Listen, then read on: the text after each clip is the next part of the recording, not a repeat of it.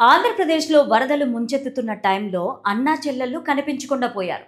కీలకమైన జగన్, షర్మిల ఏపీలో లేకపోవడం పైన విమర్శలు వినిపిస్తున్నాయి.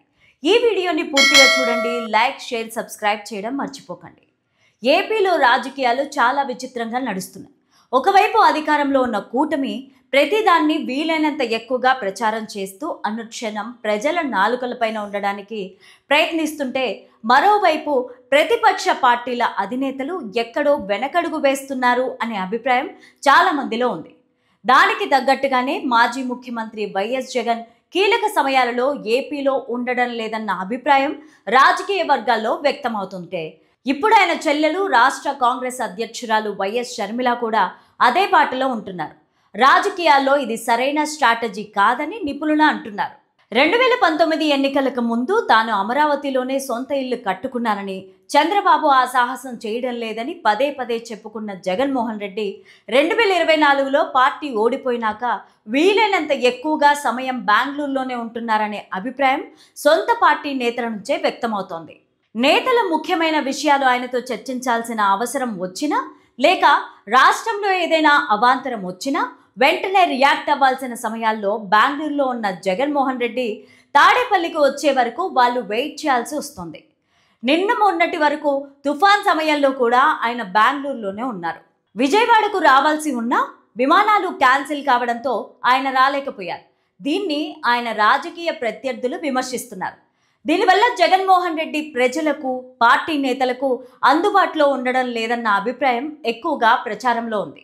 రాజకీయంగా అన్నతో విభేదించి సొంత దారిలో వెళ్తున్న షర్మిల నివాసం విషయంలో మాత్రం అన్న బాటలోనే వెళ్తోందన్న అభిప్రాయం జనాల్లో ఉంది. నిజానికి ఏపీ కాంగ్రెస్ అధ్యక్షురాలుగా ఉన్న ఆమెకు సొంత పార్టీ నుంచే చాలా విమర్శలు వస్తున్నాయి. పార్టీలో అసమ్మతిని సానుకూలం చేసుకోవాల్సిన అవసరం ఆమెకుంది. తుఫాను లాంటి విపత్కర పరిస్థితుల్లో అధికారంలో ఉన్నా లేకపోయినా రాజకీయ పార్టీల అధినేతలు ప్రజలకు, నేతలకు అందుబాటులో ఉండాల్సిన అవసరం ఎంతైనా ఉంది. దానివల్ల క్షేత్రస్థాయిలో పార్టీ నేతలకు ఒక భరోసా ఉండడంతో పాటు సమన్వయంతో పనిచేసే ఛాన్స్ ఉంటుంది. కానీ షర్మిల వీలైనంత ఎక్కువగా హైదరాబాద్లో ఉండడానికే ప్రాధాన్యత ఇస్తున్నారు. విజయవాడ సమీపంలో ఇల్లు కొన్నారన్న ప్రచారం జరిగినా ఆమె ఇంతవరకు అక్కడకు వెళ్ళిందే లేదు. ఆమె కుటుంబ వ్యవహారాల రీత్యా ఎక్కువగా విదేశాల్లో ఉన్న తమ పిల్లల దగ్గరికి వెళ్తున్నారు. ఇక మరోవైపు వైఎస్ రాజశేఖర రెడ్డి వారసుడిగా తన కుమారుణ్ణి ప్రొజెక్ట్ చేసే ప్రయత్నాలు చేస్తున్నారు.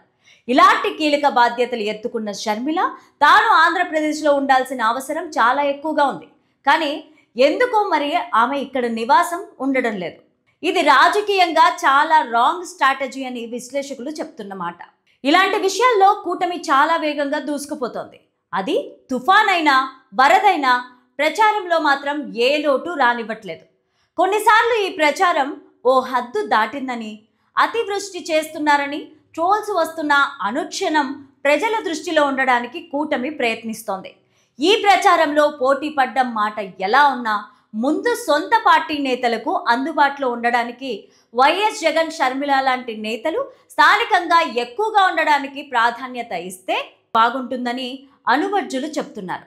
కమ్యూనిస్టు నేతలు కూడా ఇప్పటికే వరద ప్రాంతాల్లో పర్యటించి వచ్చిన పరిస్థితుల్లో దివంగత ముఖ్యమంత్రి పిల్లలు, 2 వేరువేరు పార్టీలకు అధినేతలు ఇలాంటి విషయాల్లో వెనకపడ్డం రాంగ్ స్ట్రాటజీ అనే అభిప్రాయం చాలా మందిలో ఉన్నమాట వాస్తవం. మరి ఇప్పటికైనా జగన్, షర్మిల ఆ దిశలో ఆలోచిస్తారేమో చూడాలి.